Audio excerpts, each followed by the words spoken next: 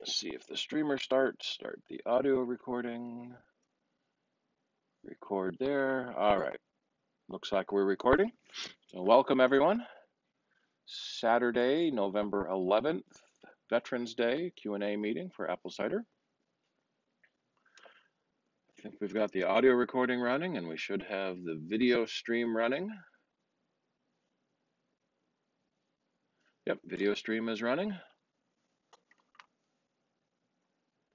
Hopefully the internet will stay working this time.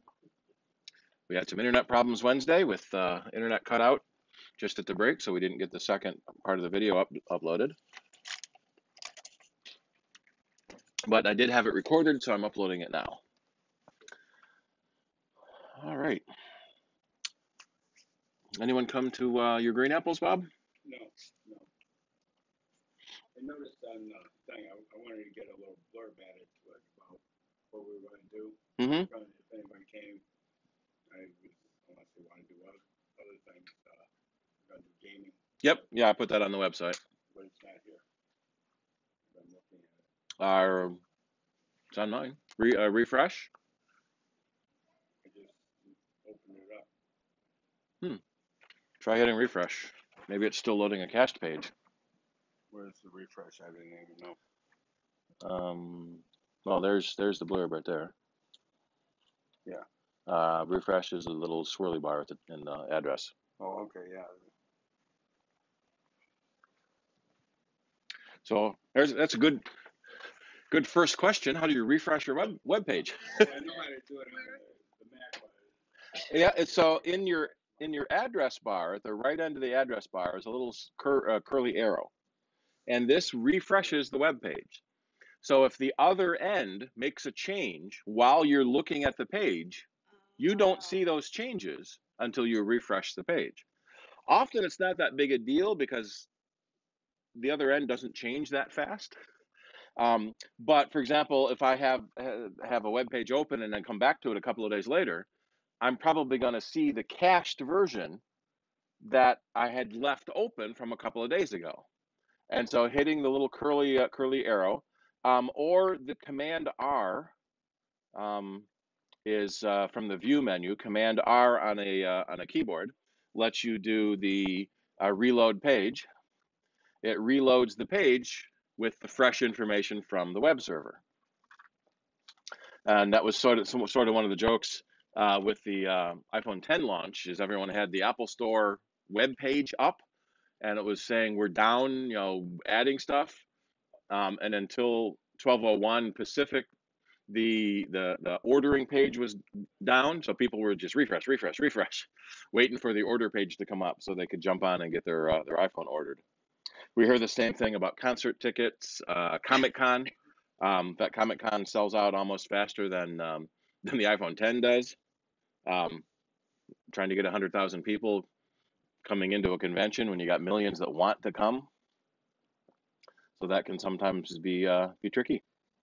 One time, ABBA was going to do a concert in London, and to avoid the hassle of buying the tickets, they had people mail in, and they mailed in with the money. Oh, wow. And there was going to be like 10,000 seats, and they got like 3 million people. Sent money in. So then they had this major industry of sending them back money to 3 million people. But, yeah, you don't want to oversell your tickets. One of the tricks that we've heard when there's a new product coming. So the next new product is going to be the Apple HomePod and the iMac Pro. They're both due in December. But for right now, you can't even pre-order it. So when the pre-order comes out, for example, we'll simulate a pre-order here. For the iPhone 10, we'll select what we want. So get your carrier and pick your color. Oh, new this year. Let me go back to color. The silver-backed phone still has a black front. In the other phone models, the silver back has a white front. And I've never liked the white front, so I've never liked getting the silver phones. But this year I might have. I didn't get a 10. the silverback has a black front, and the black back also has a black front. So we'll pick what we want, and kind of nice. It's only 3 to 4 week delay. So if you missed the early pre-orders, it's still only 3 to 4 weeks to get your phone. Sometimes it's 3 to 4 months. What's the big? Why is such a big gap between the storage? The big gap between the storage. Apple's cutting down on product numbers. So it used to be, in fact, in the olden days, it was 4, 8, and 16. There'd be 3 sizes at $100 more for each size, which everyone thought was ridiculous because it doesn't cost $100 to add more storage inside the phone. So over the years, it's changed, and so now in a lot of the devices, it's 32, 64, 128. And then they've added the 256 and 512 configurations on some of the devices. And that can make it hard to inventory. So you have 4 capacities, and especially with phones, you've got 4 capacities, 4 carriers, so there's 16 models.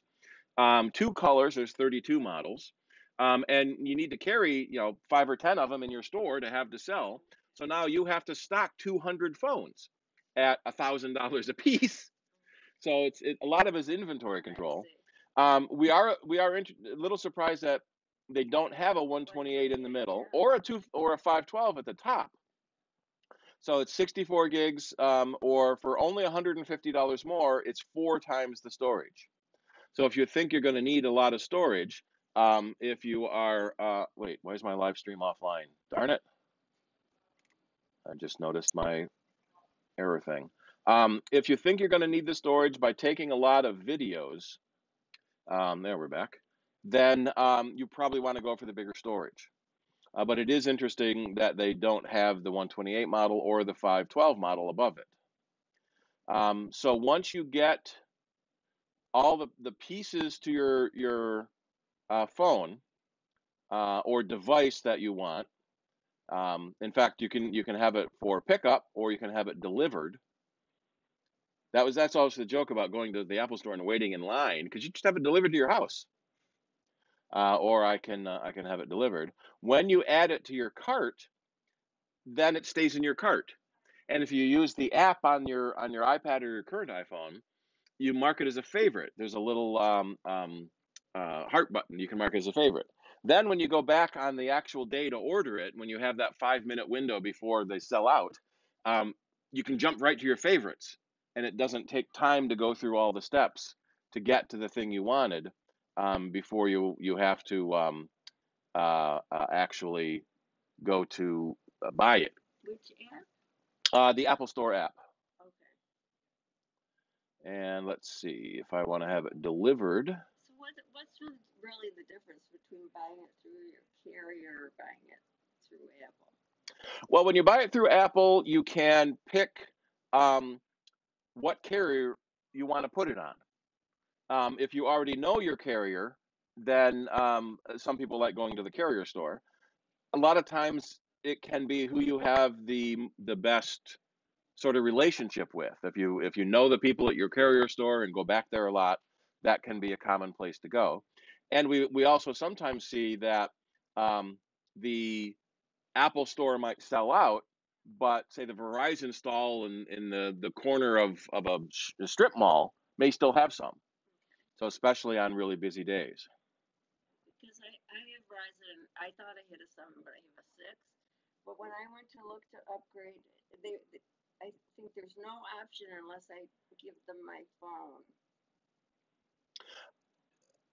There is so this question is about buying a new phone. You have to give them your old phone. No, there's a trade-in program. So if you give them your old phone, you get a discount on the new phone. And the newer the old phone is, the better the discount is. But you don't have to do that. You can. There's basically 3 ways to buy the phone. You buy it outright for full price. So that was the $1,000 for the iPhone 10. You buy it on a payment plan. So they take that $1,000, spread it over 2 months, and so you pay $40 a month. 2 months, 2 years. You might pay $40 a month for the phone. Or you can. Apple has an upgrade program. So for say $50 a month, you can upgrade a new phone every year. And so you're kind of put first in line every year. And then both Apple and the carriers do have um, trade-in programs, so you can trade your phone in to get a discount.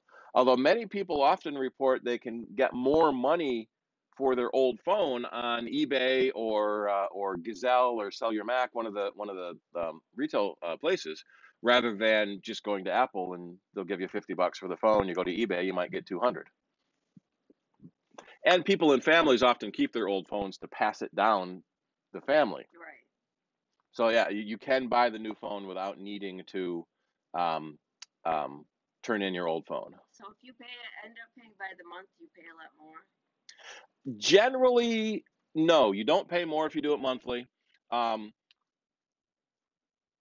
depending on where you get it from. The Apple monthly charge is just, I'm pretty sure, is just a straight division. But some of the carriers, you're actually getting a loan from a bank who then pays Apple, the $1,000, and then you're paying back the loan. Sometimes they charge interest, sometimes they don't. It depends on the carrier. And then the other thing that happened is because of the Experian, not Experian, Equifax, Yeah. because of that breach, a lot of people froze their credit. So the bad guys couldn't get new credit with them. If you buy the phone on a payment plan, that's a loan, and the bank has to check your credit to approve you for the loan. So you need to unfreeze your credit in order to get the loan, which is interesting. So a lot of a lot of the blogs were talking about that beforehand, because the Experian leak was so recent, reminding people that if you buy your phone with a plan, you are getting a loan for the phone. If we go back to and go back to that buy iPhone, they do have an option. And I'm having some spotty internet service here. Oh, goody. So $50 a month with the iPhone upgrade program, then you get a new phone every year. Mm-hmm. You don't have to wait 2 years. In the olden days, you had a 2-year contract, and you couldn't buy a new phone for 2 years. Right. Now they're splitting that out, so you can do it every year if you want. And most of the carriers have the same thing too. I think Verizon calls theirs up. So you can buy a new phone every year, and basically you just get a new loan, and the new loan pays off the old loan, and then the new loan continues to pay for the phone. And then what will happen is they've also done a little better in separating the phone charges from the service charges. Okay. So it used to be, you'd pay $100 a month, and that was sort of it. And then at the end of your 2 years, you've paid off the phone. Your bill should go down because you're not paying for the phone anymore. It never did when you're on contract. So if you didn't turn in your phone at the end of the 2 years, you were overpaying because your bill, part of the bill is the phone itself, and part of the bill is the service. And so what they've been doing now is, so for $56 a month, you get on the upgrade program where you can buy a new phone every year, or a regular phone payment. I happen to pick AT&T this time. Is $47 a month. So $10 a month. So an extra $120 a year to be able to buy a new phone every year. And let's see what the compare options is. And then after you buy the phone or put the phone on your account, then you add your services. So texting, messages, and data services on top of the price of the phone. So they're separating that cost out. So once you pay the phone off, your bill goes down because now only you're paying for service. And most of the carriers now give you unlimited minutes and unlimited texting, and you pay for the data because most people use their smartphones now for more and more data. So it used to be you paid by the minute and you paid by each text message, but as our usage of the phone has shifted, you're now paying a lot more for the data, and the phone calls are basically free. One of the jokes is that no one uses their smartphone to make phone calls anymore. You send messages. You don't actually call anyone. One of the other nice things is when you get the Apple upgrade program, they automatically include the Apple Care, which extends the warranty to 2 years, and it does give you accidental damage claims. So if you drop your phone and break it, that's not covered under warranty. And on the iPhone 10, if you break the screen, it's like $300 to repair. And if you break anything other than the screen, it's like $600 to repair. So you pay the $200 cost of Apple Care, and then I think the screen is $30 and everything else is $300. So if you're one of those people that's prone to dropping and breaking your phone a lot, Apple Care can be a much better deal. I have a Verizon insurance. I didn't know. The Verizon insurance is, well, interesting. Verizon insurance costs more than Apple Care. So that's like $10 a month, I think. right, which is $120 a year. Apple Care is $100 a year on the iPhone 10. iPhone 10 Apple Care is more costly than the other ones as well, because the iPhone 10 is much more costly to repair. So Apple Care is much cheaper than Verizon, and the service fees under Apple Care are much cheaper than Verizon. Doesn't Verizon replace your phone though if you? Yeah, for a $179 fee. Okay. And the Apple full phone replacement is, I think, $99. So it's much better, and we tell a lot of people in our store, it is much better to get Apple Care than it is to get the Verizon Insurion or whatever they call it, the Verizon insurance. So that goes back to your earlier question about the carrier stores. You go to a carrier store, they're going to sell you the carrier insurance because it's a better deal for them. Right. You can get Apple Care, which is a better deal for you. And even if you do buy the phone at a carrier store, at our store we still sell the Apple Care, so you can come to us to get the Apple Care. And when we often tell people about the Apple Care, they've also changed the time frame. You used to be able to buy Apple Care anytime during the 1-year warranty. Well, now you've got 60 days to decide if you want to buy the Apple Care. After that, you can't buy the Apple Care. And if you don't buy it at the time of purchasing the device, we're supposed to do the VMI, the visual mechanical inspection. So you can't break it and then buy the Apple Care. You're supposed to buy the Apple Care before you break it. So let's see, let's do a payment in full, and let's see what the next step is. See, now we can add Apple Care. And now I think we have to add, let's add Apple Care. So the iMac Pro is a super high-end whiz-bang Mac with workstation processor, workstation class video, 18-core iMac. Right now the iMac maxes out at 4 cores. You can get, was it 128 gigs of RAM? Used to be you could only get 128 gigs of storage on your Mac. Now you can get 128 gigs of RAM. 22 trillion floating point operations per second. 16 gigabytes of video memory. Video memory. Super whiz-bang graphics. So basically, it's 128 gigs of main memory. It's basically Hollywood video editors, 3D modeling. Very high-end functions need this type of power. They've said it's going to be somewhere in here. It says starting at $3,000, but we're guessing that is for the lowest configuration. Let's see, can I find, is there a price tag? No, don't have a price tag. So $29.99 is going to be the lowest priced model, probably here on Tech Specs, with the least configuration. So 8-core, 32 gigs of memory, and a 1 terabyte storage drive is going to be the $29.99 model. Yeah, so they don't have a price. So we can't see how much the other configurations are going to be yet, but a couple of the magazines who know about other configs, howdy, you want to sign in?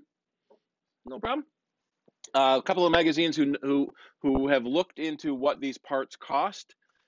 They figure if you max everything out, it's easily going to be 10 grand, which is pretty much what the Mac Pro currently costs if you max everything out. Although they did just lower, in essence, they lowered the price of the Mac Pro by raising the minimum specs that it comes with for the 3 grand. And that it's been a very hard sell for us as a retail store. You can get a souped up iMac quad processor, 32 gigs of RAM for around 3 grand, including a monitor. The Mac Pro starts at 3 grand without a monitor. So if you already have a monitor, great. And if you want to really soup up the Mac Pro, to put all the cores in it, all the RAM in it, the bigger processor, everything, you're pushing 10 grand. Well, I can buy 3 iMacs, hire an intern, and get more work done for that same amount of price. So let's.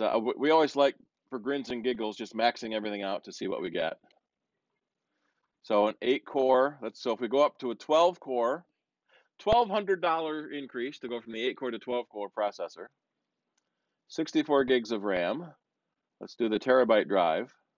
So we're at 7 grand without a monitor.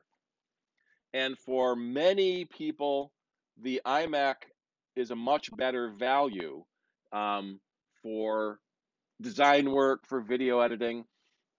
It's only the Hollywood movie types that need all that horsepower. You're rendering the next Transformers movies.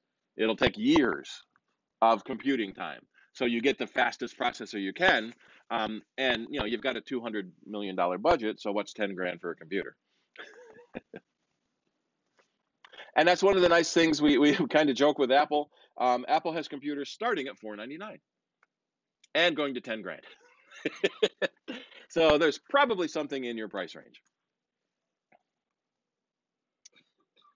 Alrighty, another question? I guess that was 20 minutes on the first question. So, oops. Are you going to talk about Sierra? I can. Do you have any? I have a question. I did download it, and I didn't have a problem. But what I did was,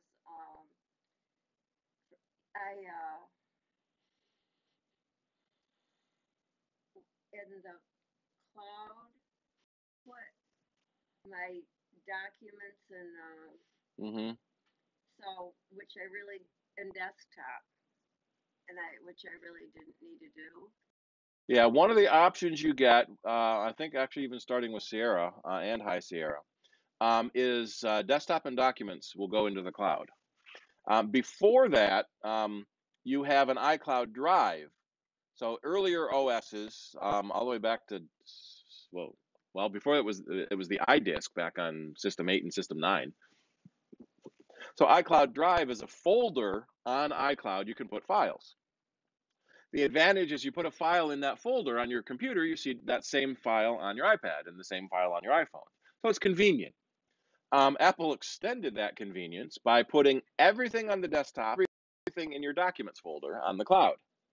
And during the Sierra and High Sierra setup, you're asked this question: do you want to store your things in the cloud? And it's yes by default.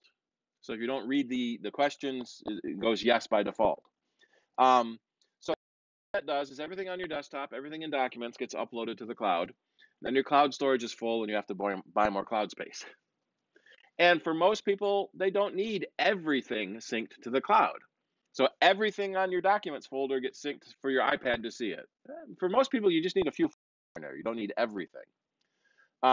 So you can go into System Preferences, which I started at, System Preferences, and then under iCloud, and then under iCloud Drive, and you can pick what things are available to iCloud Drive, and you can turn off desktop and document folders. The annoying thing happens is when you turn it on, the things on your desktop and your documents folder don't appear to change. They just get moved to the cloud. When you turn it off, you get a warning that it goes into an archive folder. And so everything that's on your desktop in your documents folder disappears and gets pushed into this archive folder that you didn't read the message close enough to see. And so a lot of people panic when they turn it off because everything now has disappeared from their desktop, and that's where people keep their most common stuff.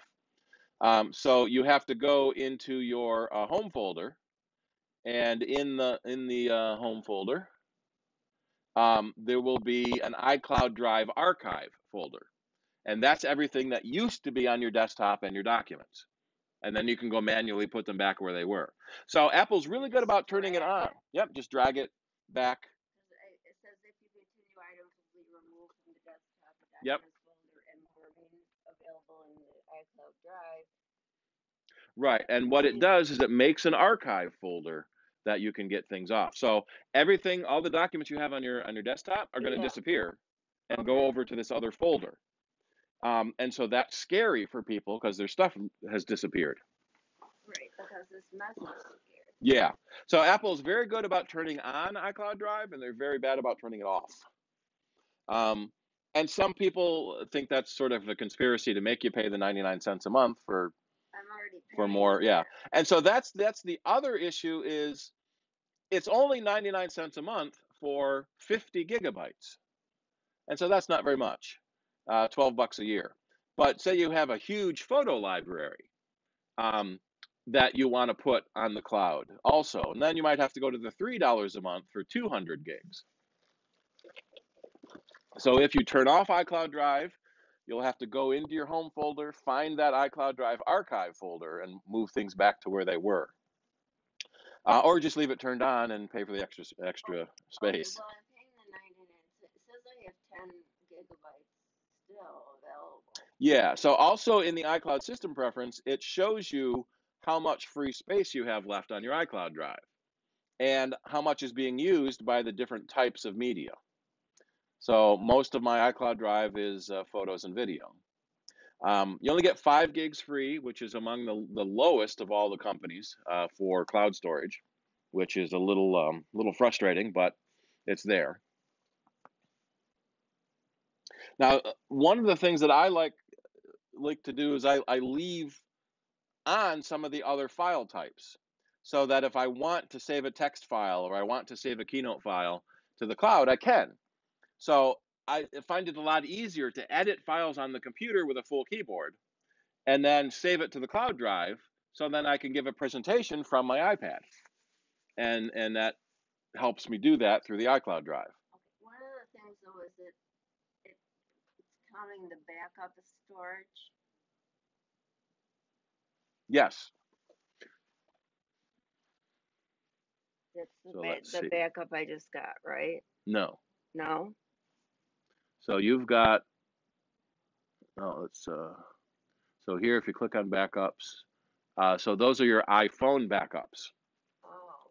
So when you back up your iDevices, I'm not going to be able to do that because I don't have that turned on. When you do have iCloud Drive turned on, you have an option, and it will tell you how much you're using on each bit of your drive. I can do some of it here, so it tells me my photo library and my backups. Your iPhone, iPad will back up directly to iCloud, and that takes up space on the cloud, so it shows you that space on your computer, that you're using that amount of space on the cloud. Those are your iDevice backups. Those are not your computer backups. Oh, okay. I didn't click on it, so then I didn't. Okay. Yeah, so if you click on each category, it will tell you how much of that category is being used.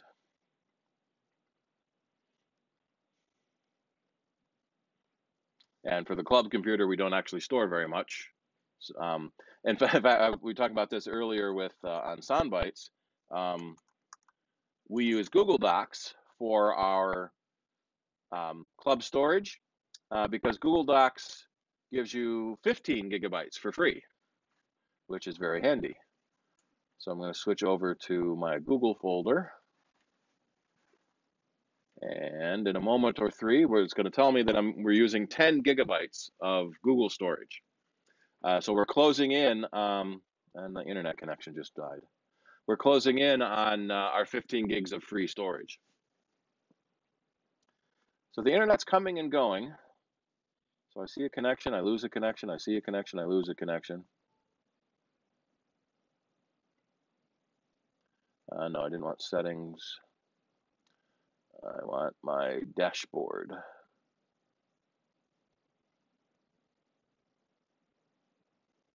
So it will tell you how much space you're using on your drive, which is handy. When it gets full, then they want you to buy more as well. There used to be a program, I don't know if it's still around anywhere. It would combine all the free storages you get from all the services. So you get 2 gigs at Dropbox, you get 5 gigs at Apple, you get 5 gigs at Microsoft. It would combine them all into a global folder. And so it would tell you it had like 50 gigs scattered across 10 services, which was kind of interesting. Then there was one called MediaFire. I don't know if there's. It gives you one folder, and the service handles which remote cloud storage it puts those files on. So you don't have control over which one it does, unless you sign up for each service separately. Then you'll have your Dropbox folder, your iCloud folder, your Google folder. MediaFire, I think, is still around. They had a 50 gig limit, but they changed all that in their last service update, so we stopped doing that. What's interesting is hard drive space is so cheap, so they give you 10 gigs free now. Hard drive space is so cheap that a terabyte hard drive is $50, especially in quantity. Microsoft on their OneDrive announced unlimited storage for everybody, and about a week later revoked it because some people took them up on that, and we're starting to use it for movie archives. And there were a few people that had hundreds of terabytes stored at Microsoft's unlimited storage, and they said, no, okay, we forget what we said. A terabyte max, and it's it's $100 a year. Okay, I just have to ask you one. If I take out then the desktops and desktop documents folders, if I unclick this, where did I go to drag it? In the home folder. So you go down to the desktop and use the Go window and choose Home. So the Home folder is where all your stuff is. So your desktop folder, documents folder, downloads, things like that. And there'll be a new folder called iCloud Drive Archive. And that will show you all the things that were in your iCloud Drive. Where's my home? Go down to the desktop. Okay, I didn't delete it, but okay. To the desktop? Yep, click the Finder window to go to the desktop. Okay, here. And then go to the Go menu in the menu bar. Okay. And then Home. You may have a home icon in your sidebar, but in the Go menu is always the Home command. And then you'll see your desktop and your documents and things like that. Download. Yep. So those are the files in your home folder. So when you turn off iCloud Drive, you'll get a new folder in there called the iCloud Drive Backup. Okay. All right. Now, ironically, notice your desktop and your documents are not in the home folder, where on mine they are. Oops. Because I have that feature turned off. Right. Okay. So desktop and documents are in the home folder. Okay. So I'm going to turn off because You might want to wait till you get home. Yeah. Okay. If we're having spotty internet here, you don't want something to hiccup during that. Okay. So the little house symbol. And Yep. I did notice, I assume you did, like, the, what do you call it, what the sideboard there? Yep, the sidebar. And that sidebar changed with the. Yeah, so they've added new features to the sidebar, and the one thing that really annoyed me is they changed the order of the stuff that I had there. I don't know why. They're not alphabetical. They're not chronological. I don't know why they changed it. Yeah. So So I don't need Creative Cloud files, so Well, they took away I can take that off. all my documents, which you didn't like. Yeah, you can turn that back on from preferences if you want. Okay, but you said Yeah. really was a So I usually have my soundbites folder up higher. I don't need pictures. I turn that down lower. The Apple Meeting archives I usually have up higher, so you can drag them and rearrange them. I don't know why they changed, and I can't tell what order they changed into. Domain AirDrop. AirDrop is a feature that lets you drop files over the air to other people. Okay. So if you want to send a file to someone in the same room, you can both turn AirDrop on and send files. Can't be opened because the original item can't be found. So probably because the OS upgrade changed something. In the Finder menu under Preferences, you have a sidebar icon where you can turn things on and off that you don't need or things that you do need. Oh, okay. So some of the things that are in there by default are typically your applications folder, your desktop, your documents. I like turning on movies, music, and pictures because I go there a lot to get to that. And then if there's a folder of stuff that you use a lot, so let's see, here we go. Let's just call this folder. So I can grab a folder and drag it into the sidebar. So a folder you use a lot, you can put into the sidebar yourself, and so you can jump to it rather than digging down through your file folder hierarchy. Getting it out of the sidebar is a little trickier because apparently too many people were accidentally removing it. So it used to be you just drag it off and it went away. So now you actually have to do a control click and say remove. Same thing with items in the dock. If you want to remove an item from the dock, you used to be able to drag it up a little bit. Now you have to drag it up higher, and you have to wait long enough to get the remove button because too many people were accidentally removing it. Or we actually heard from some of our customers where when you take something out of the dock, it goes poof, literally in a little puff of smoke and in a cute little sound. And the kids liked that so much that they would just drag everything off the dock, and then you couldn't find it again. So they made it a little harder to get off. I remember locking things when I read at computer lab so kids couldn't delete things. Yep. But how would you lock it in there? You can lock a file so that it can't be modified or deleted. So if you select the file, whoops, I double-clicked accidentally. If you click on a file once and then go to the File menu and choose Get Info, there is a lock button. So you can lock a file so it can't be changed. So then if I try to change it, it's going to tell me it can't, and it will offer to make a duplicate for changes. The dock itself, let me unlock that one. The dock is a little trickier to lock because it isn't a file. So one of the ways to do it is to run, especially in a lab, don't run as administrator on your lab computers. Have an administrator account that you do administrative things on, like install software and whatnot. And for everything else, I'm going to go in here and authenticate. You can make a new user and make it a standard user, or especially for a lab, you can make it a managed user. And as a managed user, you can really limit what things can be changed, what programs they're allowed to run, what websites they're allowed to go to. This is often called parental controls because you can do it for your kids. You can put time limits on how long they can log in, who they can email, what websites they can go to. If you do run yourself as the administrator, I haven't tried this, but it may work.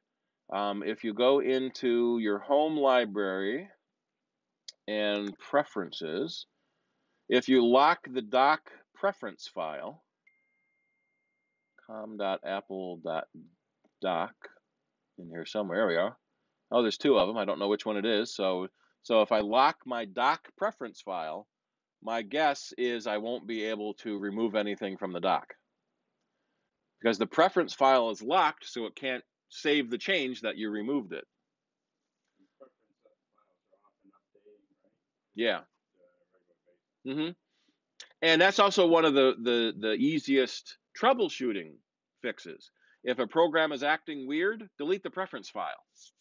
And then the next time you launch that program, it will make a new default preference file, and that might fix your problem. So let's see, if I drag something off the dock, it looks like it removed, but my guess is the next time I log in, it'll be back because it can't have saved that it removed it from the dock. For now, I'm going to go put it back anyway because I like my text edit in the dock. So text edit is my basic text editor, and then I got BB edit for more advanced text editing. But yeah, that managed account allows you to really limit what other users can do, especially kids. And so a lot of parents like running that for their kids, or even have a kids account to be a separate account, so they don't accidentally delete your checkbook or get into your documents on your account. That's often a good thing to have. And in general, now we are recommending, and I wish Apple made it a little easier. When you get a brand new computer, the first thing it does is create an administrator account. And that's the account you normally log into and do things. We're recommending people run as a standard user normally and only go into administrator when you want to install software or do more administrative functions. Because a lot of the threats on the internet are now becoming what we're called drive-by downloads. So you go to a website that has a malicious ad, that ad can download a file to your computer and install a program. If you're running it as administrator, it can often be installed automatically because you're already an administrator. If you run as a standard user, then it will ask for administrator privileges, and that's a good way to stop a lot of malware. Windows is already doing that. The first account you create is a standard user, and you have to escalate privileges, they call it. You have to raise your privileges to be an administrator. On the Mac, the administrator isn't the highest user. There's a user called root that can do everything. But it would be handy if they had an administrator user for special use, and a standard user is what you use by standard. So it can be safer to not let the malware get in. So if you already have an administrator as your only user, one of the tricks is to create a new standard user. So we got a standard user, and I'm going to say standard user, and we'll give it a password. Let's call it standard for now. And then you create that user. I'm sorry, I did that whole thing backwards. Forget what I just said. So if you only have one account that you've already used, which is the admin account, you want to make a new administrator account. So we're going to call this admin. Don't call it admin, because that's the default the bad guys use. They'll try admin, they'll try administrator. They'll try your name, because the computer generally has your name. So I'm going to call this, that's a good one, Boss Man. Boss Mac, that's even better. So I'll create a Boss Person, yeah. I'll create a administrator account, and you have to type the password right the same both times. I did that once setting up an iPhone for a customer this week. They ask you to type in the password and then to type it in again to make sure. And then when I went to actually unlock something, it didn't work. I typed it wrong twice.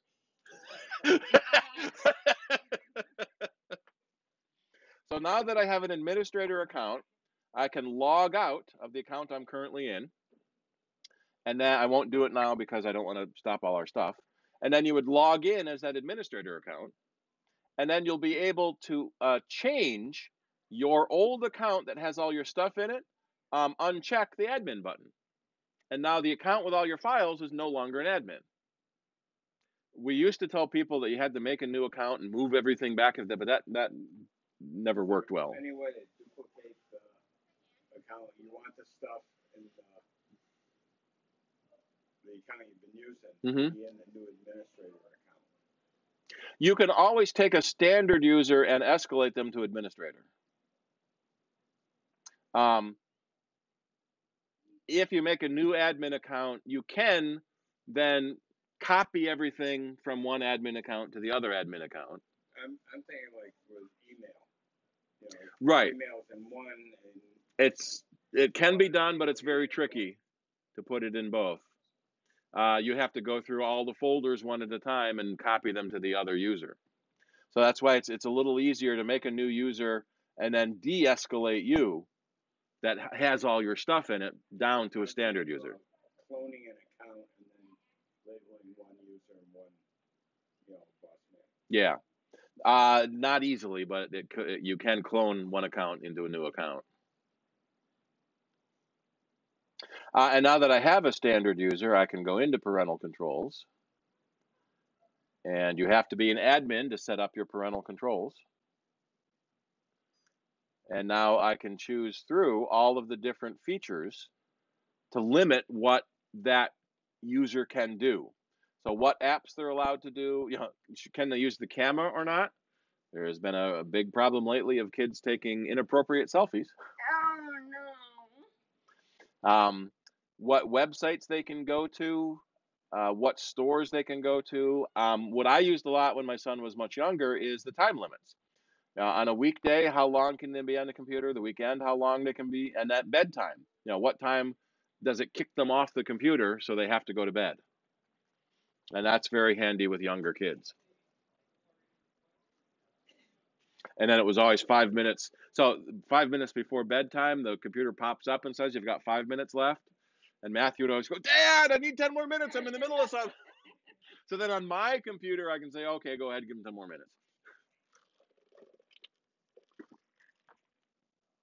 So that's a nice feature to be able to have built in. We kind of wish they would add something a little more like that on the phones. There is a way to restrict services on the phone, but there's no multiple users. The phone only has one user. They have added, what was it called? They added something for schools to be able to do multi-use. It's in a sense, it's multi-user for a school-based iPad. So whatever iPad you pick up at your school, you log into your name and all your stuff shows up. But you need to have a special server at the other end to do that. So it is kind of handy to be able to have that option. We wish they would add it to the public. That's just parental control. I can never remember what it's called because we don't do the education lock. Another question? I have a rant.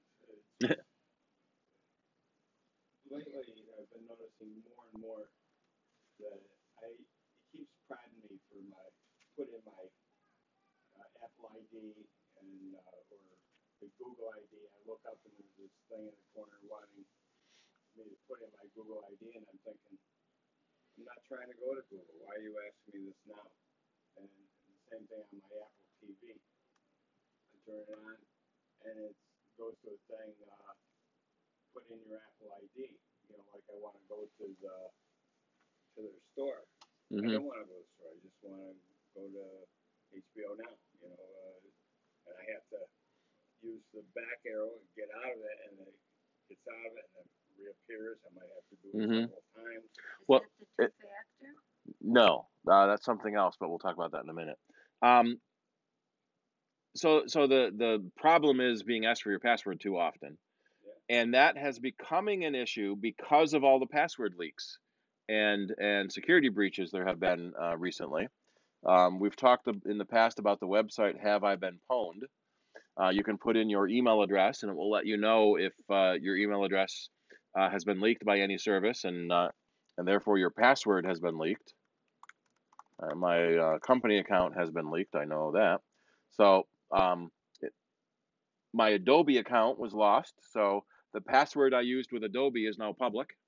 And if I happen to use that same password with another service, the bad guys have that. So they'll try that password with Amazon and with Citibank and with PayPal. So never use the same password on more than one site because of all the breaches at the other end. It's nothing you did, it was the other end. So because of that, the services are asking for your password more frequently to prove it is really you doing something. Seems to me that there ought to be a drop-down explanation. Why are you asking me for this at this point? Well, yeah, and what? Are you trying to get into the Apple Store? Yes or no? No. Well, the problem is it's not just the Apple Store. So Well, in the case of the Google Apple, or whatever. right, in the case of the Apple ID, Drop-down explanation. yep, in the case of the Apple ID, that's used for a lot of different services, photos and mail and contacts. Your Google ID is also used for Google services, Google Mail. If you use calendars and contacts, it's used for that as well. If you have your email program running in the background, it checks every now and then for new mail. So it may be asking for your Google password because it's been so long since you typed it in the last time. It's checking if it's you or not. You may not have intentionally gone to check for mail, but in the background, it's checking for mail or checking to sync your calendar or checking to sync your contacts. On the Apple TV, the same sort of thing. You wanted to go to HBO, it has to log into the store to make sure you're still a subscriber. So it asks for your password every now and then to make sure you're signed. It's still you signing in, and the service on the Apple TV needs to check for something. It doesn't ask when I'm going to HBO. I want to get to the menu of apps. It's probably already it shows me that string of numeric stuff to type in my password. And it probably tried to do a background system check or system update. So something happened in the background that it wanted your password. On the Mac, it's a little better because it does tell you what application is asking for your password. On the Apple TV, it's the Apple TV OS itself that does it. But it is getting annoying, especially when you're setting up a new phone. It asks for your password for iCloud, for contacts, for calendars, for notes, reminders. So almost every one of the services under iCloud, it asks for your password again for that service. It's like it can't ask for it once and then fill it in for all the rest of them. So it's a catch-22 between being too convenient for the bad guys and being annoying for the actual owners of the account. And that's partly why we're in the problems we're in now, is for too long it's been too convenient. So you don't have to type your password in very often, so that means the bad guys can try to break in also. So, and it may have been someone was either trying to break into your Google account or accidentally were typing your name instead of theirs. And then so they typed the password wrong too many times, and so on your device it's thinking someone's trying to break in, so we better ask you for the password. So it is very frustrating that it keeps doing that, and there's not a whole lot you can do about it except don't use internet services. And you can't live without that. Question? I've got too many pictures on my little iPad. Mm-hmm. Is there any one click that I can get rid of them? No. Thank you. So the question is, there's too many pictures on the iPad. Can you get rid of them? Well, yes, you can get rid of them in one click by delete all. Let me switch. No, I got to turn this on so I can bring my iPad up. Yeah, when one of the features in iCloud is iCloud Photos, and you have an option for Photo Stream, which will automatically sync the last 1,000 photos, and then you've got Photo Library that will sync all photos. And the answer to the question is different based on which one you have turned on or not. So if you have Photo Library turned on, you can go on your computer and delete photos, and they'll be deleted from the iPad. If you delete them from the iPad, they'll also be deleted from the computer. So that's a very important thing to remember with Photo Library turned on. If you delete a photo in one place, it's deleted in every place. Even on my hard drive? Yes. So I can't just get rid of them you have to turn Photo Library off so it stops syncing. And then you can delete them in one place and it's not affected in the other place. With Photo Library turned off, let me go into my photos here. There's a couple of tricks. So if I want to delete a photo, I can go into the photo. Here we go. I got a kick out of this. Mistletoe. If I want to delete that photo, I can tap the delete button and then I get a warning. You don't see it there because we're in photos. I get a warning that it will be deleted. That's one at a time. If you hit the select button in the upper corner, then you can select groups of photos. So I can say this one, and this one. I can tap on photos and skip some of them. If I say hit the select button again, it now selects all of them in that date. So I can select and deselect. So if I find somewhere, here's a lot of photos, I want to delete all of those, I can say select, and that entire group is now selected. So you can delete a bunch of photos at once that way. If I go back, can I go back farther? Let's go all the way back to years. Now I don't have a select button. Let's go in a year. Nope. Go in one more. Yeah. You have to be down to the collection layer to get that select button. But that does let you delete more than one photo at a time. You can delete a group of them. But you have to be careful about your photo library setting. So if I go to settings and then iCloud, and then iCloud again, and then photos, we go all the way down there. If photo library is turned on, you delete a photo from the iPad, it deletes it everywhere. With photo library turned off, it only deletes it from the iPad. The other thing you can do with photo library turned on is there's a second option that pops up called optimized photos. And then what that does is it fills your iPad with photos from the library. So say your photo library is 30 gigs, it'll put 30 gigs on your iPad. If you don't have 30 gigs on your iPad, it will fill the iPad with photos until the iPad is full. When you try to add a new app, it will it will remove some of the high-res versions from your iPad to make room for the new photo or the new application. So it optimizes by putting low res on your device until you go to look at it, then it downloads the high res. But it's a little trickier that way because it always fills your iPad with all of your photos if you have photo library turned on. So for most people, and for most people, you don't need to see all of your photos on all your devices. So the best bet is to turn photo library off so that it doesn't have to put all of them on your iPad. And photo library counts towards your 5 gigs of storage. And most people have more than 5 gigs of photos, so we're back to you're probably paying for more storage space. Photo Stream does 1,000 photos and does not count toward your storage. And so I leave that turned on so I can take a photo one place, it shows up everywhere, but I don't have to worry about it taking up too much space everywhere. I get 1,000 photos synced automatically.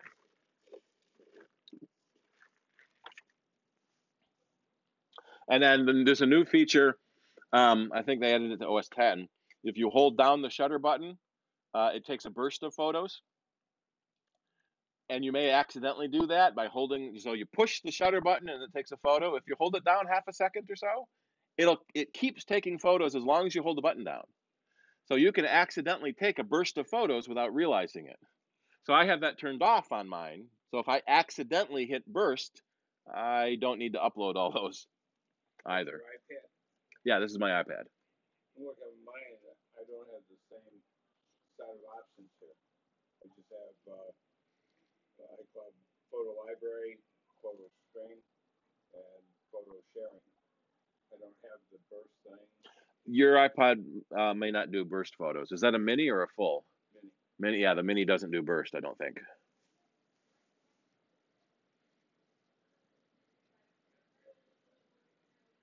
Yeah, so depending on which version of the OS you have and which model you have, some of your options might be different.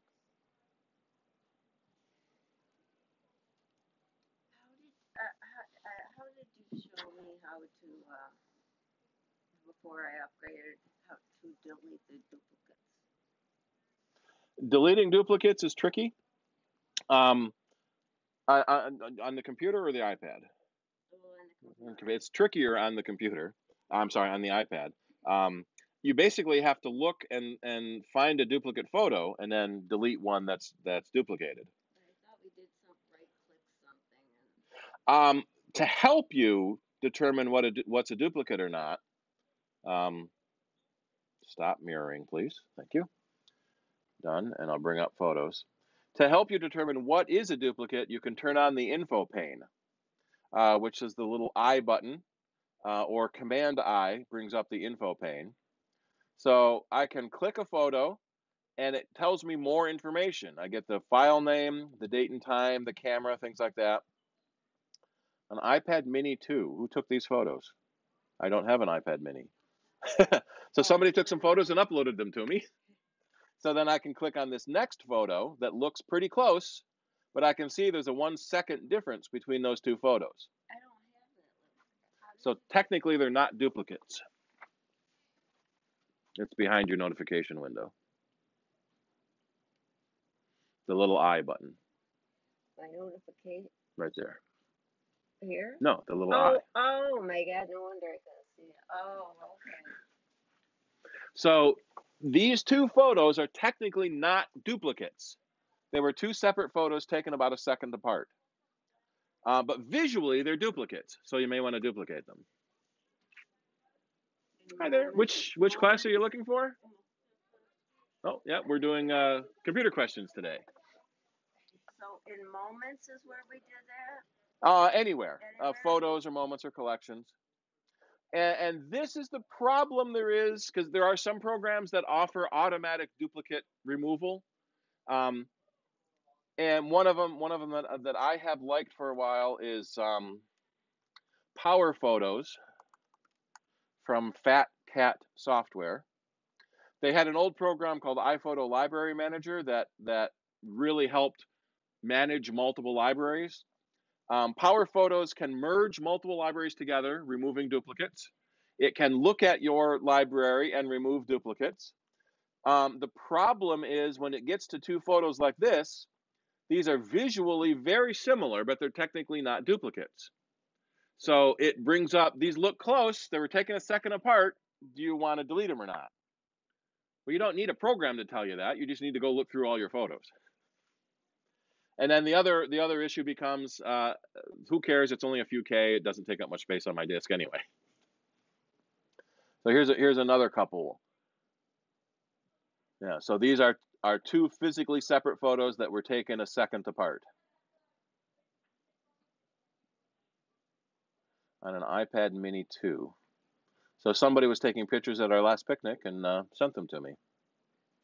Could that have been Rick? Could that have been Carol on her iPad mini? Was she taking pictures? I see a couple of pictures of you in here. There you are. Oh, that was from a Nikon DS3. Who took that picture? 2005, is it correct? 2017. So George was probably the Nikon, but somebody was taking pictures with an iPad. Oh, that's interesting. Yeah, this is saying 2005, but the photo is dated 2017. Oh, unless she had a roll of film in there, or whoever. Or somebody's camera had the wrong date on it. So having a program automatically find duplicates is tough, because it's very hard to determine what a duplicate is. And in many cases, if it's not sure, it gives you a list, and you could do that yourself. When you may have noticed when you import a folder full of pictures. So normally in photos, well, normal has changed over the years. Previously in photos, you take pictures with your digital camera and you connect your camera or the SD card to the computer and it imports your photos. Well, then you take some more pictures, connect the card again, and if you try to import the same photo, you get a warning, this is a duplicate photo. Because the date, the time, the file name, the size, and all the metadata is the same.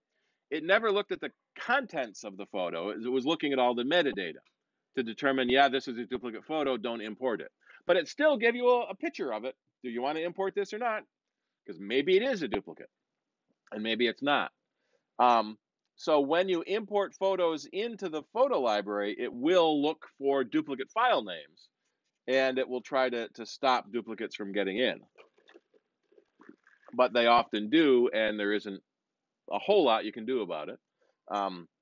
We joke that people often intend to go through their photo libraries and clean up all the bad photos and the extra photos, and you just never get around to it because disk space is cheap these days. But I do want to know why this says 2005, even though it's 2017 is the date on the device. But there's something you did that it actually said, are these duplicates? Or When we imported photos from the folder. Remember we were merging two libraries together? Okay, got it. So why is this telling me? I wonder if that means one of the photos in that group have the wrong information on it.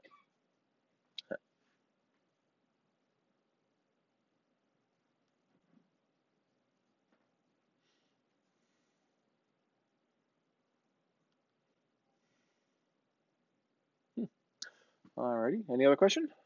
Yeah, I'm looking at discrepancy here between my iPhone and my iPad.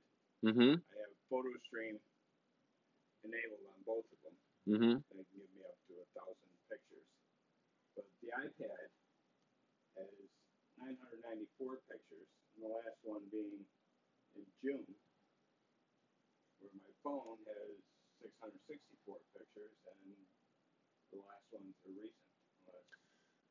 It can depend. So the question is, there's a discrepancy in the number of photos on PhotoStream between devices. Yeah, and also that the iPad isn't picking up any new ones since June. Sometimes it can be dependent on when you turned on PhotoStream. If it's not working, then turning it off and back on again can sometimes help. The other thing is PhotoStream generally will update only on Wi-Fi because it doesn't want to run your cell bill up, and it likes to update on power. I run the iPad most of the time at home, and it's on Wi-Fi. Yeah, so probably turn off PhotoStream, reboot, turn it back on. Make sure it's the same Apple ID on both devices. Some people accidentally log into a different ID.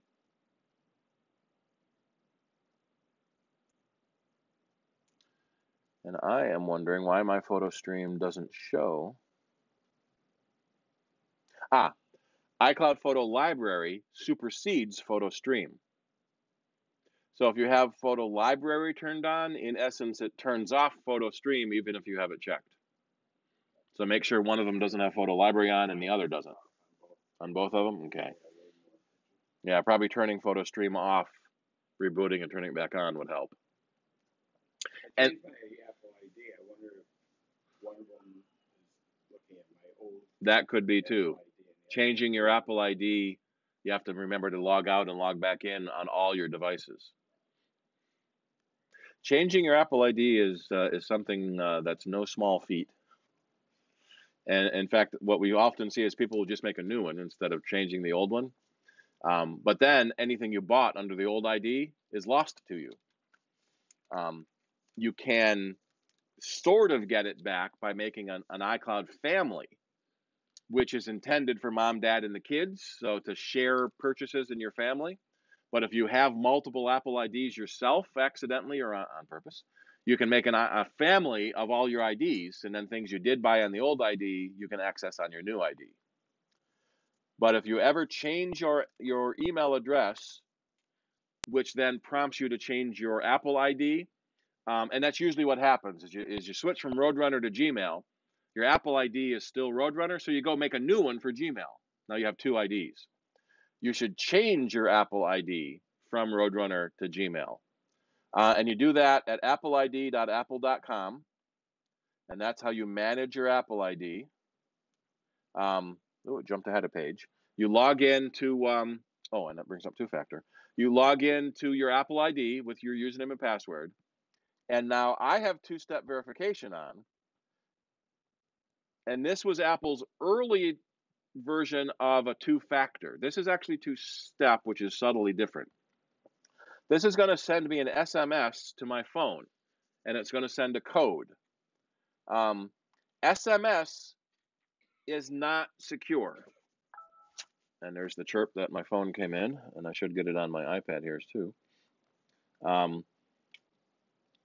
SMS can be 797.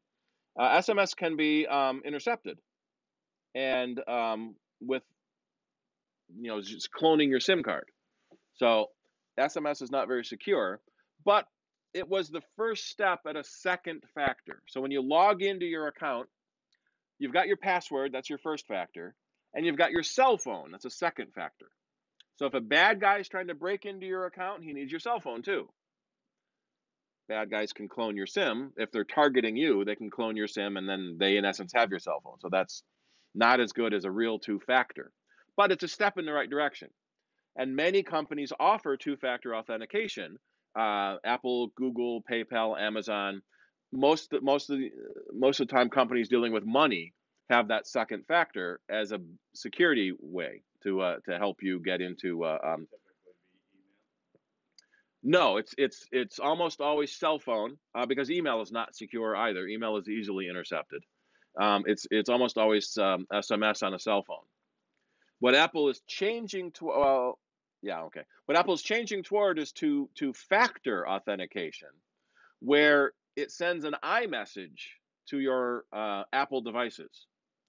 So it is limited to only Apple devices. If you have a non-Apple device, you still use two-step verification with an SMS. The advantage is that an iMessage is sent encrypted through the internet from one Apple device to another Apple device. So it is secure. And if you have two-factor turned on now, you may notice that you log in on one device, a little map pops up on your other device and says someone is trying to access your account from this location. Do you want to allow it? And then it gives you a 6-digit code. And so that's two-factor authentication, which is much more secure, but Apple only. Google has a step called Google Verifier that uses an encrypted application. And there's a couple of internet standards. There's one called OAuth that's popular on Android devices. So if you want to do secure two-factor authentication, you can. So it's a way of protecting your accounts so someone can't log into your Apple ID and change your shipping address to them. So then they buy stuff and it goes to them without having also your phone. So it's a security measure. So if you do want to change your Apple ID, once you log in to appleid.apple.com, you hit the edit button, and now you can change your Apple ID to your new email address. It does then send an email to that new address that you have to confirm. So you can't just pick, I couldn't pick your email address to change my ID to, because you would have to answer the response. So when your email address changes, you can change your Apple ID and then not need to make a new ID with your new email address. Some Apple IDs can't be changed if your Apple ID is already based on an Apple address. So my Jesse Group account is not an Apple address, but my personal Apple ID, so here we go. This is two-factor authentication. So it's telling me, so on my iPad, I got a thing popped up, someone's trying to access your internet with a little map. And what's a little silly is since I'm logged in on, this is my computer. Generally speaking, if you're logging into a different device, this makes a little more sense. This is my computer. I'm going to say Brant, New York. Now that's interesting. So the Jace, where is that anyway? Dunkirk and Fredonia. JCC's internet service comes out of the internet at Brant, New York. And so sometimes that location can throw you off. So I'm going to say allow. And now I'm going to type in my 6-digit code. Now this is a one-time code that you don't need to remember. and it doesn't matter if anyone sees because it's only used once.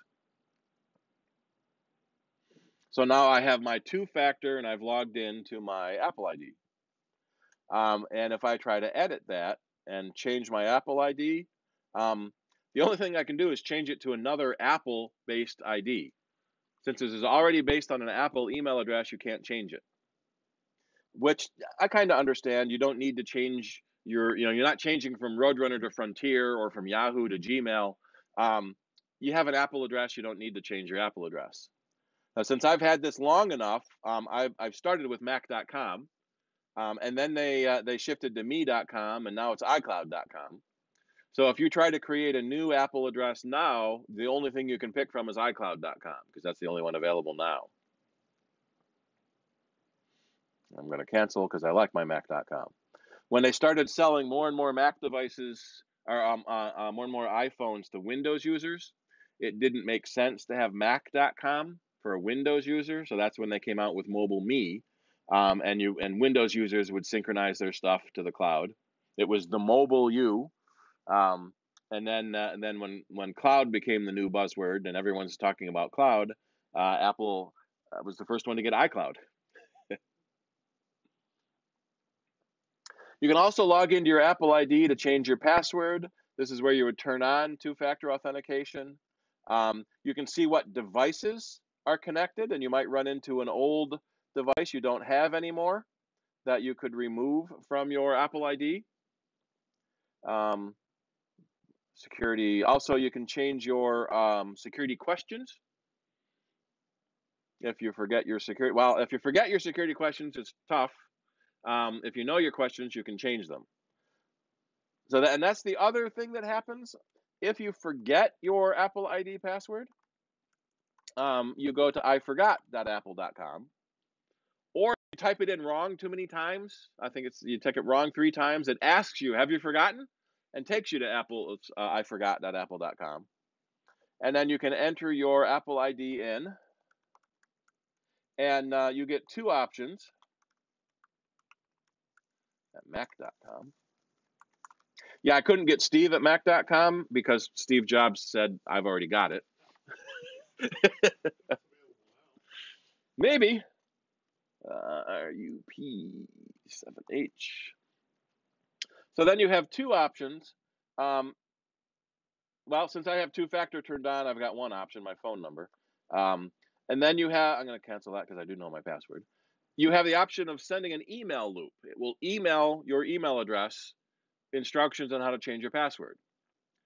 If your email address has changed, you don't have that email anymore, you're screwed. So that's one reason to change your Apple ID to your new email address. The other option is you can answer your security questions to prove it's you, to let you change your password.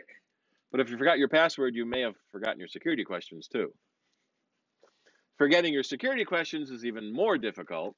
You actually have to call Apple, and you get a support pin on your account, and they have to prove it's you, usually by verifying the credit card that's associated with your account. So it can be really tricky to forget your questions, which is one of the reasons the questions they offer tend to be hopefully easy to remember. Who was your best friend in high school?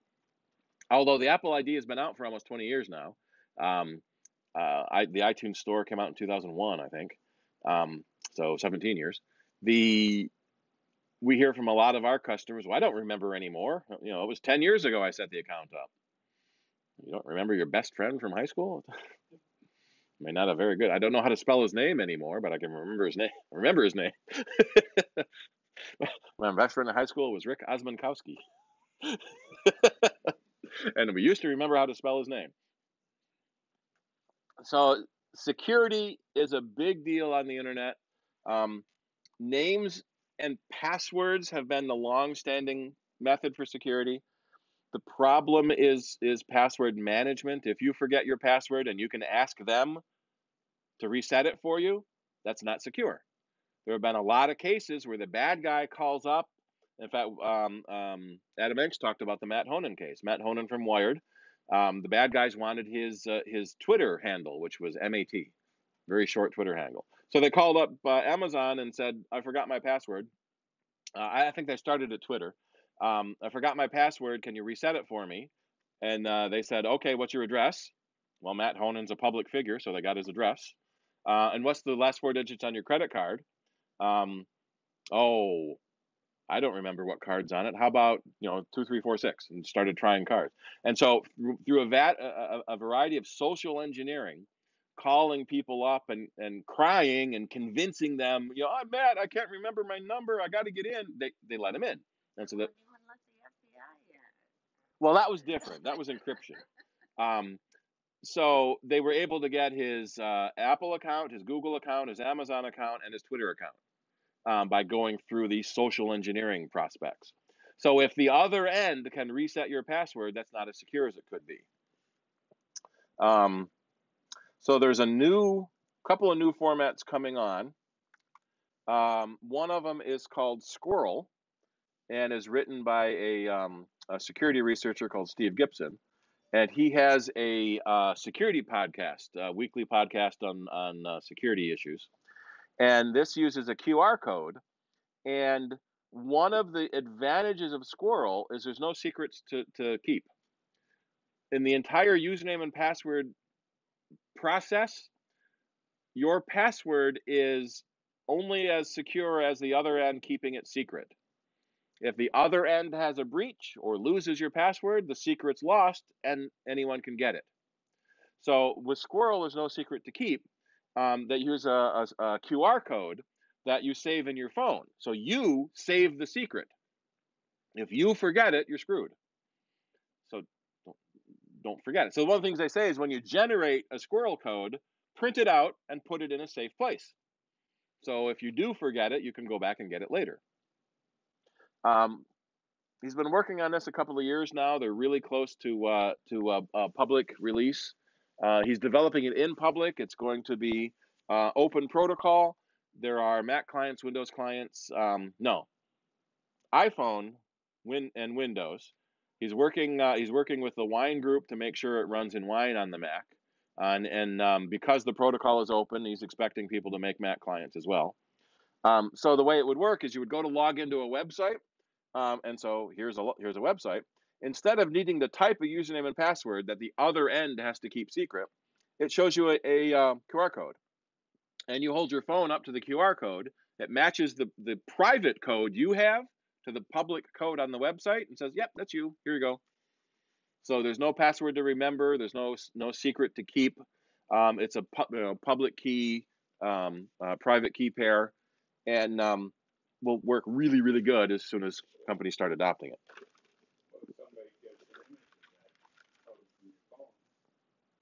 You have to keep your phone safe. It's up to you to keep your security safe. Now I've had a problem with I don't know, with some apps because my password's in the keychain. Mm-hmm. So when it wants me to log into an app, I don't know what it is.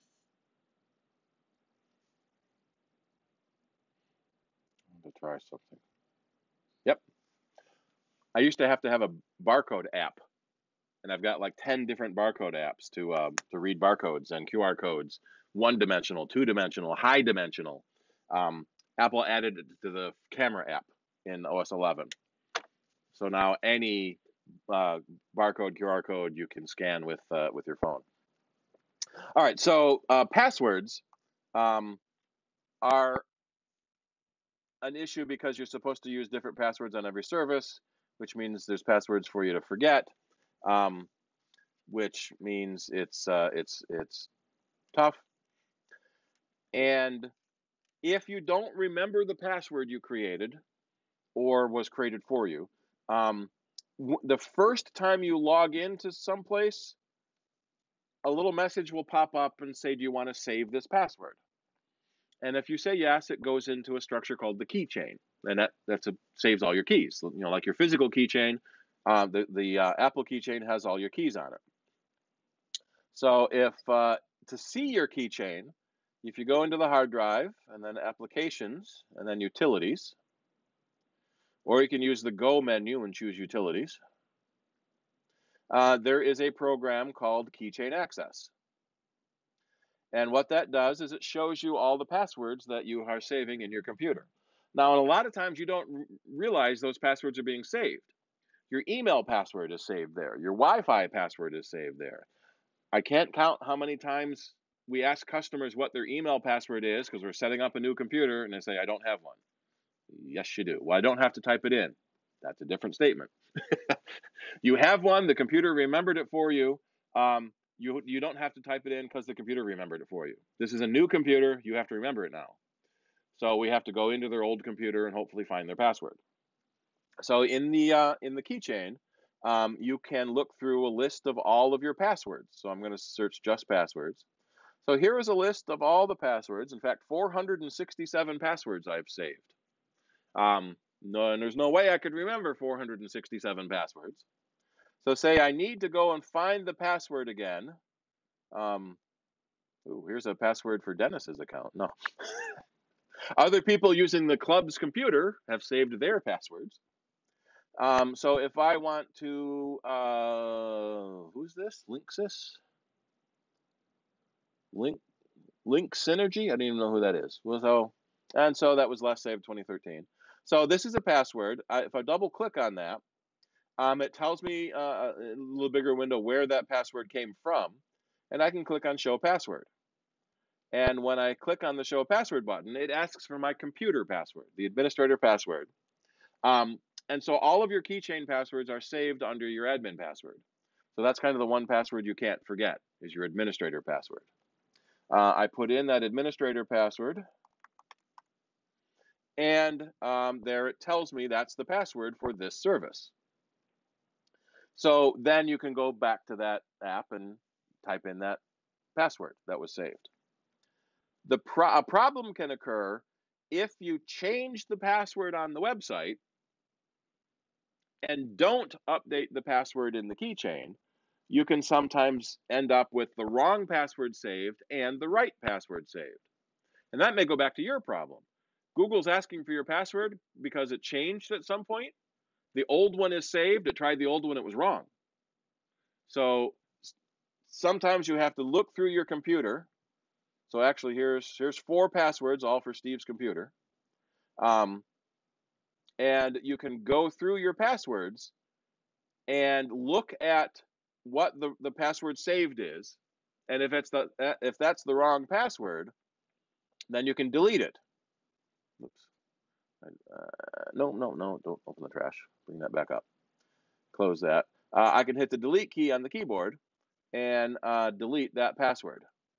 And are you sure you want to delete that? And I can say yes or no. So if you delete the wrong passwords and it stops trying the wrong passwords, and the right password is there for it to get when it needs to.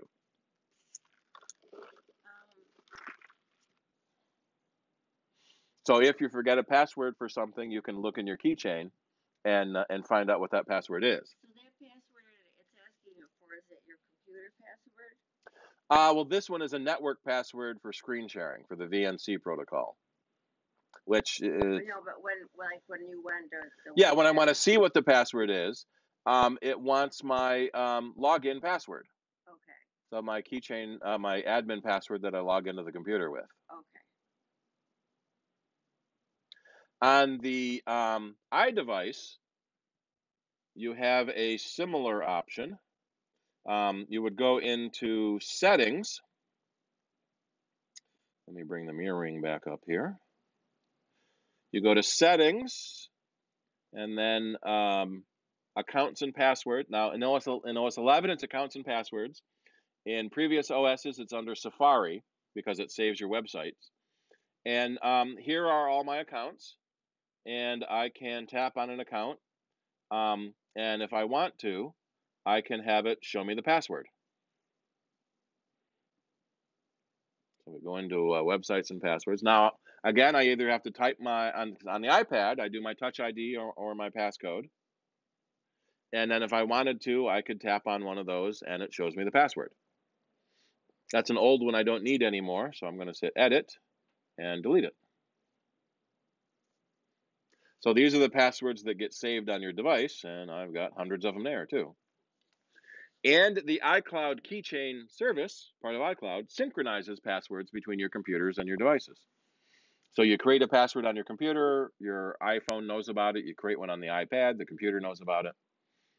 So that's on each device under your iCloud settings. There is an option for iCloud keychain. Actually, I can use the pointer here. iCloud keychain. Turn that on, and then it synchronizes your passwords between all your devices. So because there are so many services under iCloud, that's one of the reasons you often get so many password prompts for your iCloud password. We wish it would catch it once and realize that for the next while. Yep. Will that save your like LastPass? No, LastPass is a separate password manager app, and it saves all your passwords in itself. So this is only the iCloud passwords and using Keychain. LastPass and KeyPass and the other password managers, you'd open that app to see your passwords. If you only have Apple devices, then it's usually easy. Works automatically. If you have non-Apple devices, then apps like LastPass and KeyPass, 1Password is another one. They are password managers that run on Mac, Windows, Android, and iOS, and sometimes even more. Oops. That will save all your passwords for you. And like Keychain, they will generate a password. So if you start a new service, log in somewhere new, it will generate a password that you have no hope of remembering, but it remembers it for you. I think LastPass and 1Password have additional options which are handy. They will, let me see if it tells me this here. They will look through all of your passwords and see if you've used the same password on more than one site. And they also keep up with the password breaches.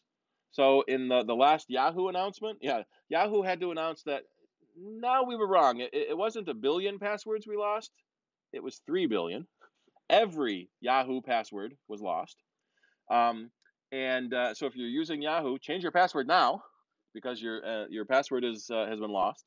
And if you use that password on any other service, change the password there too. And so LastPass, 1Password, they will look at these breaches, and they will look and say, "Oh, you have a Yahoo password," and they'll prompt up a prompt and say, "You should change this password now." We're kind of hoping Apple adds that feature too. The other issue is that well, they all have free versions, but if you want to sync passwords between your devices, you have to pay for that feature. LastPass is only $2 a month. That's pretty good. I think 1Password is $20 a year, so it's not too bad. No, your passwords are stored locally on your device and encrypted, and that encrypted database is shared between your devices in an encrypted format. They never have them. There is an option with most of them to do web decryption. So if you want to go on their website to see the password, then the password is decrypted in your device locally, not on their server remotely. But that's a good point. Yeah, you're giving your passwords to somebody else to store for you. But the legitimate companies are storing them encryptedly at the other end, so they can't see them. There have been some interesting cases where, in fact, we had a question on soundbites we didn't answer completely. There have been cases where the not the bad guys, the good guys aren't doing what they said they were and may not be very good. There's a service on the internet called VPN, Virtual Private Network. And oftentimes it's used for a person to log into their company to do work from home. So it uses the public internet to make a virtual private network between you and there. So with the VPN active, it's as if you're at work on their network, but you happen to be home. A lot of people will use VPN services to hide themselves on the internet. it used to be it was only people doing shady things. So you wanted to watch a BBC TV show, and they're limited to England, well, UK. So you could you could buy a VPN service, and that was the other thing. Some of them are free, some of them you pay for. You buy a VPN service that terminates in the UK, and so you join their network, and your computer now thinks it's in the UK, and you can watch BBC shows. Technically, you're violating their license and cheating the UK taxpayer. We've seen similar things with Netflix. Netflix often has region restrictions. The big one right now is Star Trek Discovery. So CBS is streaming Star Trek Discovery on their own website in the US, and in other countries, it's on Netflix. If you don't want to pay CBS and say you already have a Netflix account, if you're in the US, you can't watch it because it knows you're in the US. So you get a VPN that comes out in some other country and watch it there. Netflix is cracking down on those VPN services. Um, so if your account is normally in Rochester and then suddenly you're coming out of London, you might be using a VPN service. So a lot of the VPN services, well, any internet service knows where you're going. So you ask your internet company to send you to a website, so they know you went there. Most services keep logs, and in fact, there are laws that say the service has to keep a log of everywhere you went. Multiplied by millions of customers, millions of requests an hour, so now you've got billions of requests a day. Most of the ISPs have argued that that's too onerous, too much storage, and they've been fighting back on these logging laws. Most network managers want at least some logs to be able to help troubleshoot problems. If something goes wrong, it's nice to be able to look at a log and say, oh, this person started uploading a terabyte file. That's what's wrong. Without logs, you can't see that. So a lot of the VPN services will say they don't log. So when the police come to arrest you, they want to know if you've been looking at seditious websites, they go to your internet provider and ask them. And if there's no logs, then they can't be told. So a lot of the VPN services claim they don't log. There was a case just recently where one of the popular VPN services, let me see if this article tells me who it was, got petitioned by the FBI for the VPN logs, and this company that said they don't log anything turned over their logs. So they were lying about not logging anything. There was also a case with one of the free VPN services that was injecting ads into the stream. Because it was free, that's how they were paying for it, which meant they were watching the stream. So they may not have been logging where you were going, but they knew where you were going and they were putting their own stuff in the stream. So if you really want to be safe about it, you would run your own VPN server on your own computer. And so when you're at Starbucks, you log into your home VPN service and you're in an encrypted tunnel over the internet, and then you can surf relatively securely because you're not on the public internet, you're on your private network. But Starbucks ISP knows you opened a VPN connection to your home ISP. And then your home ISP knows there's a VPN connection coming in because they took you there. We used to joke about that on the thruway. You enter the thruway, you get a ticket that's time-stamped. You leave the thruway, you get a ticket that's time-stamped. They know the difference, the distance between the two booths. They can easily calculate your average speed. And if you're going more than 65, you get a ticket. That could easily be done automatically. So far, they haven't done it. And if they did try to do that, I'm sure the ACLU and other groups would jump down their throats. But it's something they know where you're going, and they know how long it took you to get there. So there's stuff they know about you, and that's generally called the metadata. They don't know what you did in the car while you were driving, but they know you were driving. And we're seeing a lot of that with the phone companies now and the internet services. So many internet services are now encrypted. So like right now, I went to this website to see this article, and I just got a chirp that my battery is getting low. The This website is encrypted. I'm just reading a news article. It doesn't actually need to be encrypted, but it is, and that's nice. And if I click the little padlock, it will tell me. I can't click that because it's a website. If I would click the padlock, it would tell me things about that website. Let me go back to the computer. Because so much is now being encrypted, law enforcement, that you had mentioned earlier, can't see inside your traffic, but they know just the fact that you. How do I tell the battery level on each? Is it in the Bluetooth preference? They know the. Yeah, my right one is 10%. The metadata, they don't know what data you passed, but they know you went someplace and they know how long you were there. So with phone calls are encrypted, but there's a law that says the phone company has to decrypt them for police. But even without that, they know you made a call. They know how long you called. They know who you called. They know the phone number you called. And a lot of times that's enough to prove criminal conspiracy. You see that on the cop shows a lot. Well, you called this phone number 16 times last month. What you were doing with them? Oh, it was a wrong number. You called the wrong number 16 times last month? No, I don't think so.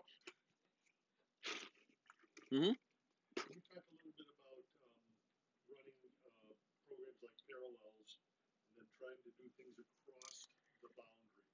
And the question at hand is, when you plug a device in, let's imagine you're in the parallel side of the machine. When you plug a device in, often it'll give you a choice where the device gets connected to, which OS. And then sometimes if you don't get that, you want to cross the boundary, like copy files from the Microsoft side into the Apple side. It doesn't allow you to. It doesn't see the address that you're entitled to access. Wrong button. Okay, so there's a concept called virtual machines, and it allows you to mimic inside your machine another machine. Typically, this is done to run a different operating system. And on the Mac, you typically might want to run Windows in order to run a Windows program. So there are different virtual machine programs. Parallels, VMware, and VirtualBox are the three most common ones. In fact, VirtualBox is free, so that has a big advantage to it. And what that lets you do is run a virtual machine that you can then install Windows on. You need to buy a Windows license, so that doesn't cut you out of that. And then you're running Windows in a window in your Mac. All of the VM software have some sort of mechanism for sharing resources between your devices. So when you're running a VM, you're running a second machine inside your machine, and you're sharing your computer's hardware resources. So if you have a dual core processor and 4 gigs of RAM, you're now running two computers. So you have a single core processor and 2 gigs of RAM for each computer. So generally speaking, you want to double the amount of RAM you have, because then each computer gets more RAM. And if you have at least a dual, you want at least dual, but quad processor would be better. That way, the virtual machine doesn't slow down running, but it's more convenient than actually buying a second computer. So I know Parallels has their system is called Parallels Tools. I forget what VMware's is called. But it allows you to drag your mouse from the Mac window to the Windows window, which always gets tricky to say. So you're sharing your mouse hardware between the two operating systems. Same thing with the keyboard. You whatever window you click on is the window you're typing in. Cameras get shared. So the devices you have running in your computer just get shared between the two OSs. You plug in something new, say you plug in a USB printer. typically what happens is it pops up and says, which OS do you want to access this device? And if you plug in a printer, do you want to print from Windows or do you want to print from the Mac? And the answer is usually both. So there are cases though when, so I've got a customer that has a scanning program that scans in Windows. So when they plug the scanner in, we say Windows because they don't need to scan in the Mac. Printers is a little easier because the VM programs also share printers. So say you plug a printer in, you connect it to the Mac, and then inside Parallels, there's a shared printer. And so you print to the Parallels printer, which then sends it to the Mac, which then the Mac then prints. Network printers, I generally load drivers on both sides. So Windows sends the print data directly to the printer over the network and doesn't go through the Mac OS. I tend to find that works a little easier. But USB printers, you have to pick one or the other. So one of the common problems is you plug your printer in and pick Windows, your Mac won't print to it. And so then you have to unplug it, plug it back in, and sit in. So in Parallels I'm more familiar with. Parallels has a menu where you can pick. Let me see if I can find a picture of it.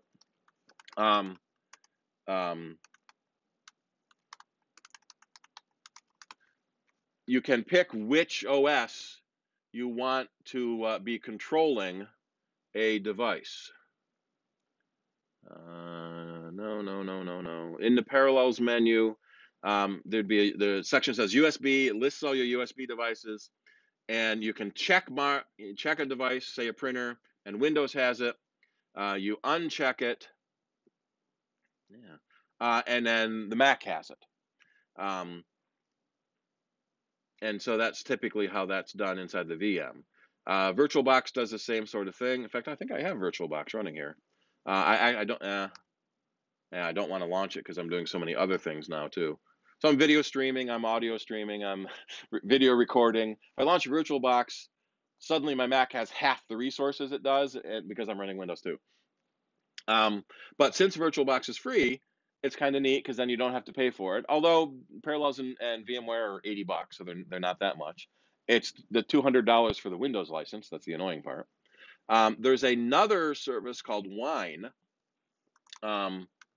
which is a recursive acronym. Wine is not an emulator.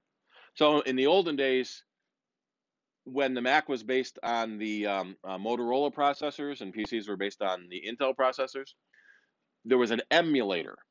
So you could emulate an Intel processor to run Windows. And so that's how we had to do it. Now that we're both using Intel processors, you don't need an emulator. So what emulators are popular for now is you can emulate an Apple II. In fact, Rick, remember what was that website you went to that you found? You can emulate an Apple II and run all your Apple II software.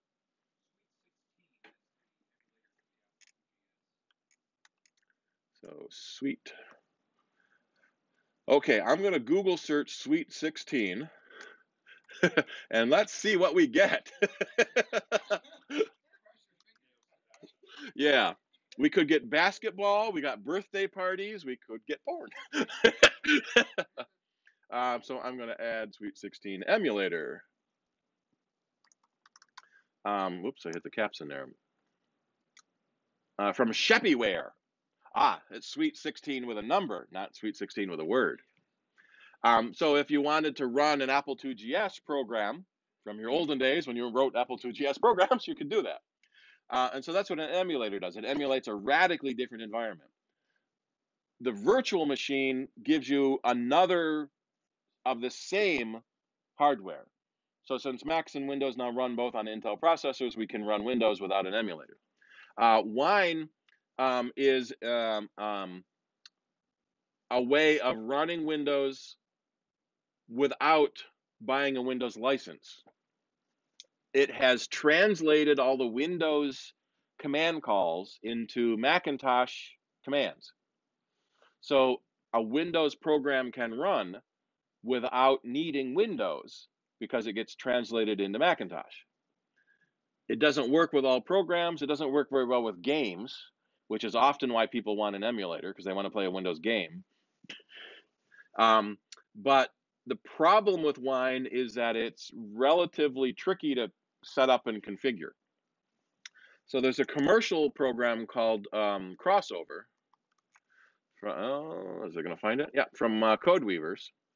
And Crossover is a pre-compiled one-click install for Wine, but it's $80. So now we're back. So that's the cost of your VM program, but you don't have to buy a Windows license. So now it's only $80, not the $200 for Windows. And one of the things Crossover does, which is kind of neat, and even works for Wine. So if you want to go to the hassle of installing Wine yourself, you can put a program in. Let's say Quicken Deluxe, and it will search and will tell you. Well, those are all no, what runs. That's what I want. It will tell you what runs on. Actually, let's do QuickBooks because that's more common. QuickBooks for Windows has more features than QuickBooks for Mac. So it will tell you that 2016 doesn't have any rating, 2015 only gets 2 stars. So they'll tell you if the program you want to run will run reliably under Wine. If you're running a VM, it is Windows, and any Windows program will run. So that's one advantage of using a VM, costs more. Now, Apple's solution is called Boot Camp. And in your utilities folder, back to utilities again, you have the Boot Camp Assistant. And Boot Camp will partition your hard drive. In fact, I did that once. I have a Boot Camp partition here. Boot Camp will partition your hard drive into another volume and install Windows on it. And then you reboot into Windows, and it's a full Windows computer. Everything is Windows. It is Windows. It's full hardware. That gives you the performance of the entire computer. So it's faster than using a VM. Not as convenient, so you have to reboot. So if I want to run a Mac program, I have to reboot out of Windows, go into Mac. So sharing between them is harder. There's a shared folder that on my Mac now, I can look at my Boot Camp folder. No, actually, no, it goes the other way. I can't look at my Boot Camp folder because it's NTFS. The Mac can't do NTFS without third-party software. But when I'm in Windows, the Boot Camp, no, it's the other way around. There's a public folder, I forget where it is though. There's a public folder, so you can share files between Mac and Windows via Boot Camp, but it's a lot trickier and a lot less convenient than using a VM. But you don't have to pay for the VM software, you just have to pay for Windows. So we're back to the $200 for Windows. It does partition your hard drive, and you have to choose what size Windows volume you want, because it's very hard to change later. So when I did Boot Camp, I did a 50 gig partition just because I don't want to use up all of my hard drive. Generally, you need at least 25 gigs for Boot Camp because you need space for the OS and then space for whatever app you're installing. If you're running a big Windows app, you might want to put more to Boot Camp and less to Mac. But it's very, very difficult to change the size later. So err on the side of high if you think you're going to use it. We have a few customers using Boot Camp. Often it's for a very high graphics intensive program because you get full resources from Boot Camp rather than emulating in Windows with a VM. But in many cases, you're probably better off buying a cheap $300 or $400 PC to do what you want. But it's less convenient because then you have 2 computers. What about forcing it to change allocations of resource? In Parallels and the other OSs, you can tell it how much of your computer to use. I should be able to open VirtualBox without launching Windows. Let me try. Ignore. Here we are. So now I can tell it, right now I've told it to use 2 gigs of memory, 128 megs of video memory, and 32 gigs of virtual storage. I can change that. I can go into settings, and I can change how much RAM I want it to use, how big a display, how much storage. So you can change that to give Windows more of your Mac, give Windows less of your Mac, depending on. Temporary as you need it kind of a thing. Right. So while you're running the VM, if you're only doing a small program, you can give it less. We've got a customer that runs Microsoft Office inside Windows, and we can't convince them just to get the Mac version. You don't need Windows because there's Microsoft Office for Mac. In fact, Microsoft Office for Mac came out before there was a Windows. But they're insistent because they're one of their software vendors. They put in a Windows server for a Windows program, and so they have to run Office in Windows. Well, no, the Mac can run Windows. The Mac can run Word. The Mac can see your Windows server. They just don't want to hear that. In fact, one of the neat things about the virtual machines is it doesn't have to be Windows. You can run other OSs. So I was playing with Ubuntu for a while. One of the Linux variants, which is always ironic to run Linux on a Unix computer. If I want to, I can open up a terminal window and here's Unix. I can type all the commands I want. So I did this for a Unix guy, and he was really excited that, oh my God, there's a command prompt. I can type commands. Yep, it's there. So you don't have to use the GUI if you don't want to. You can type commands. Alrighty, we're getting about the end here. Any last questions? Very nice, thank you. Yeah. Thank you. All right. So in the meantime, Sound Bites is our call-in radio show that I do Saturdays from 12 to 2 on 90.1 FM. We also do simulcast on YouTube.